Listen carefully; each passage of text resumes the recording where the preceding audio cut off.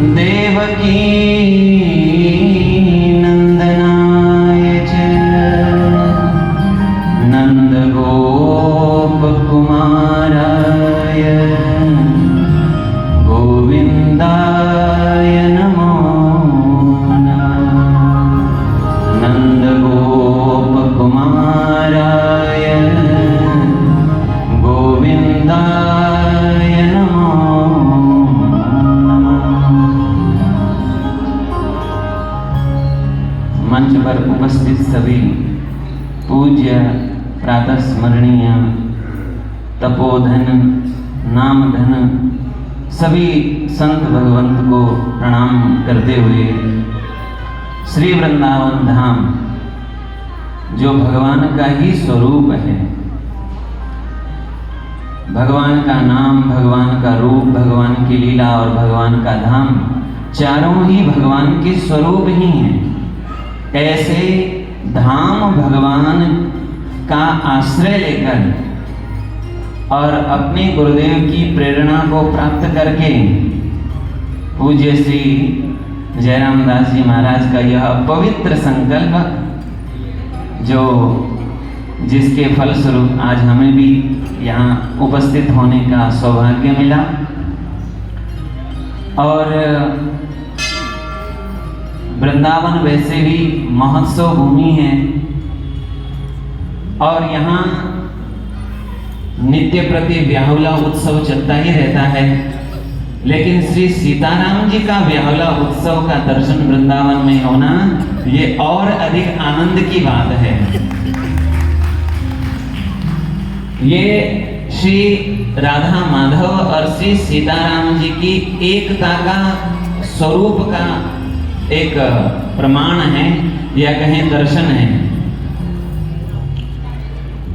गर्ग संहिता के गोलोक खंड के चौथे अध्याय में भगवान गोलोक विहारी श्री कृष्ण जब सभी देवता उनके निकट आए हैं तो भगवान सभी देवताओं से कह रहे हैं, देवताओं के मुखिया उस समय भगवान ब्रह्मा जी हैं, इसलिए ब्रह्मा जी को निमित्त करके कह रहे हैं, हे विदेहे ब्रह्मा जी, मैं जब श्री राम अवतार लेकर धरती पर आया था, अवतार मैंने लिया था, उस समय जो मैंने संकल्प किया था, जो मैंने वरदान दिया था, उसी वरदान को पूर्ण करने के लिए मैं कृष्ण अवतार लूंगा और जिनको मैंने गोपी होने का वरदान दिया था उन्हीं का मनोरथ पूर्ण करने के लिए मैं श्री कृष्ण अवतार लूंगा। ये स्वयं भगवान कह रहे हैं कि राम अवतार में भी मैं ही था और श्री कृष्ण अवतार में भी मैं ही अवतार लूंगा। ये भगवान गोलोक में देवताओं को कह रहे हैं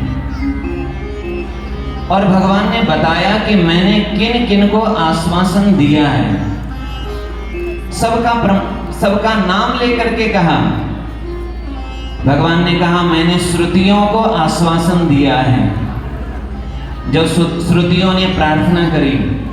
कि जैसे गोपिकाएं इस गोलोक धाम में आपके साथ विहार करती हैं वैसे ही हम भी आपके साथ विहार करना चाहते हैं, भगवान ने कहा कृष्ण अवतार में आ जाना। फिर भगवान का जब यह विवाह उत्सव हो रहा था मिथिला में जनकपुर में, जैसा विवाह उत्सव यहाँ हो रहा है, उस विवाह उत्सव में जब राम जी के सुंदर स्वरूप का दर्शन किया तो इनके दर्शन करके वैसे व्यक्ति कैसा भी हो और यदि वह दुल्हे के रूप में हो तो वो सुंदर लगता ही है। उस दिन सबसे अधिक सजावट उन्हीं की होती है, लेकिन हमारे ठाकुर जी वैसे सुंदर हैं तो दुल्हा बन जाते हैं तो इनकी शोभा फिर क्या कही जा सकती है। भगवान की शोभा को देखकर मिथिला की जितनी देवियां हैं, सुंदरियां हैं, वह सभी मोहित हो गई कि हम विवाह करेंगे तो आपसे करेंगे, नहीं तो करेंगे नहीं। तब राम जी ने कहा एक